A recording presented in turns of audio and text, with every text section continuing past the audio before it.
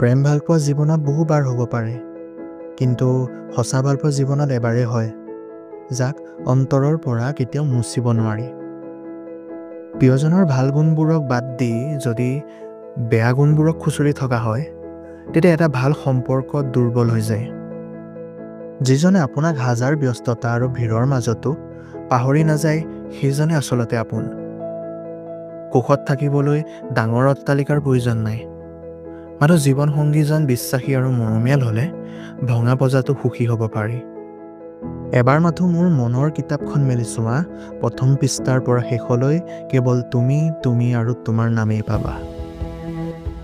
জীৱনটো মিঠা আৰু ইমান মধুৰ, কিন্তু যেতিয়ালৈকে মই তোমাৰ আৰু তুমি মোৰ। মই তোমাক বিচাৰোঁ, তোমাৰ অতীতক নহয়। মই তোমাৰ ভৱিষ্যত হ'ব খোজোঁ, অকল বৰ্তমানেই নহয়।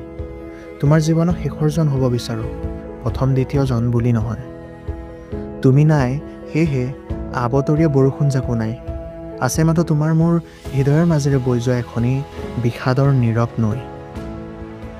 ভালপোৱা জীয়াই থাকে, কেতিয়াবা কবিতা হৈ, কেতিয়াবা স্মৃতি হৈ। মনে বিচৰাবোৰ যদি কষ্ট অবিহনে পোৱা যায়, তাৰ মাদকতা কিমান দিন থাকিব।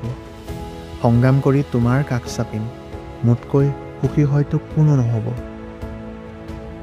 জীৱনত সকলোৱে আপোনাক আঘাত কৰিব।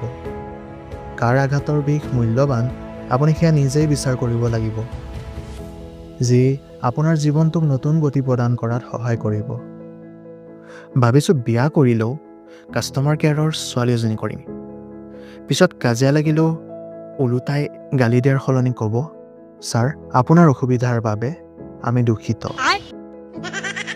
জীৱনৰ আটাইতকৈ মনোৰম সময়কণ সেয়াই, যেতিয়া দুয়োকে সাবতি কৈ উঠোঁ, মোক কেতিয়াও এৰি থৈ গুচি নাযাবা।